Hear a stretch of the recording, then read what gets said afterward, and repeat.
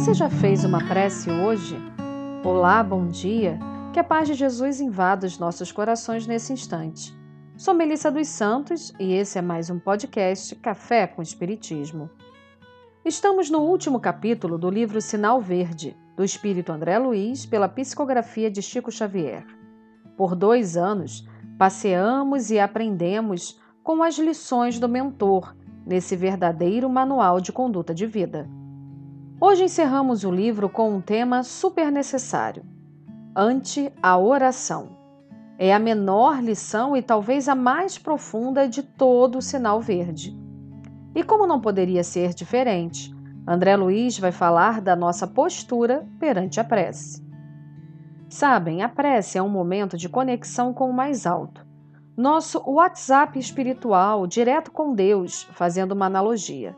E assim como o recurso do WhatsApp ou do Telegram que temos, podemos aproveitar o seu uso ou não.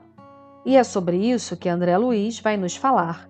E o mentor diz assim, abre aspas, acatemos na oração a presença da luz que nos descortina a estrada para a vida superior, sem prevalecer-nos dela, a fim de queixar-nos de outrem ou espancar verbalmente, seja quem seja. Quando a nossa comunhão com Deus e com a espiritualidade superior não seja possível em lugar à parte, no silêncio do coração, conforme a recomendação de Jesus. Fecha aspas. André Luiz levanta vários pontos nesse texto breve. Primeiro, ele diz que devemos acatar, aceitar a oração como presença de luz que nos leva até a vida superior. Depois ele fala que não devemos usar esse momento tão sublime para posturas menos elevadas, como falar ou desejar mal a alguém. O momento da prece é um momento que nos colocamos diante de Deus, diante de Jesus, diante dos amigos espirituais que nos cercam.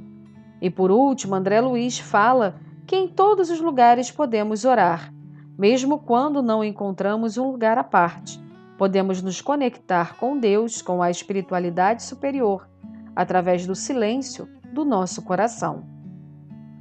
Logo no início do capítulo 28 do Evangelho segundo o Espiritismo, na parte de coletâneas de preces, Allan Kardec diz assim, abre aspas, os espíritos hão dito sempre, a forma nada vale, o pensamento é tudo. Ore, pois, cada um segundo suas convicções e da maneira que mais o toque.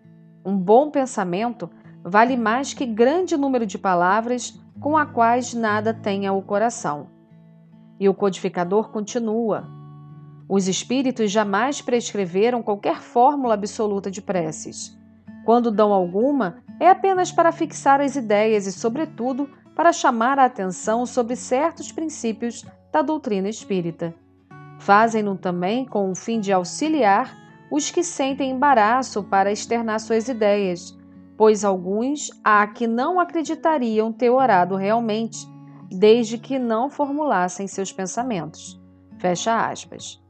Como dissemos, a prece é um momento nosso com o superior. E como cada um de nós é um espírito diferente, as preces também podem ter caracteres únicos. O mais importante é que ela esteja vindo e iluminando o coração. Acredito que muitos que estejam ouvindo agora esse podcast já tenham passado por essa experiência. Tem momentos na vida que as orações prontas vêm como bálsamo, a traduzir tudo aquilo que queríamos falar. Tem outros momentos que a oração sentida e falada, aquela que as palavras saem de nossa boca sem nenhuma referência anterior, acalentam o nosso coração. E também tem aqueles momentos difíceis em que nossas mentes parecem nem conseguir orar, e uma palavra, uma música, uma imagem, um abraço, ou até mesmo uma ajuda de alguém em prece, já nos ajuda nessa conexão com o mais alto e com a calmaria que precisamos. A oração nos ajuda a ter esperança, a ter fé e a vibrar em sintonias elevadas, quando realmente nos conectamos com o maior. Jesus, entre os vários ensinamentos, nos fortaleceu também a importância da oração. Na verdade, o Mestre nos exemplificou que a oração pode e deve ser um estado de espírito, que podemos nos manter sempre conectados com o mais alto em pensamento e também em todos os atos que tivermos. No livro Abrigo tem um texto de Emmanuel que fala um pouco sobre isso, sobre essa conexão do Mestre Nazareno com a prece. O texto se chama Jesus e Oração, e Emmanuel diz assim: na pobreza da manjedoura, vemos a primeira oração do ambiente do Cristo exaltando a humildade. Expulso de cada lar da cidade a que se acolhe, o excelso embaixador, ao invés de inspirar amargura e revolta, sugere aos que o rodeiam o cântico de louvor a Deus e da paz que alcancem todas as criaturas. Desde então mantém a prece no caminho, exaltando obediência a Deus e amor aos semelhantes. Começa o ministério prestigiando a aventura da comunhão doméstica nas bodas de Caná e ora sempre, no alarido da praça ou na calma do campo, na ativa plantação de bondade e esperança, fortaleza e consolo.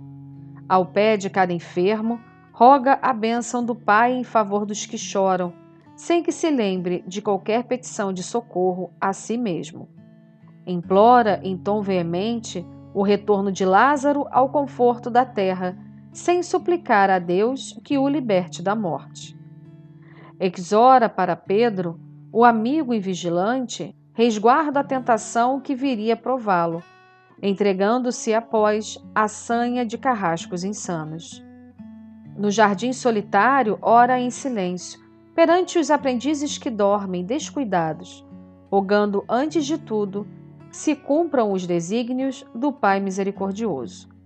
E exausto no suplício, podendo recorrer à justiça do mundo, pede ao Pai todo amor, perdão para os algozes, sem tocar de leve nas chagas que o crociam. Recordemos o Mestre da Verdade e lembrar-nos-emos de que a prece, a mais expressiva de todas, é socorrer primeiro a quem sofre conosco entre a sombra e a penúria, porquanto edificando a alegria dos outros, a divina providência virá, cada minuto, ao nosso próprio encontro, a envolvermos a fé em perene alegria. Com o coração repleto de gratidão, encerramos mais um livro aqui no podcast. Semana que vem, começaremos um novo.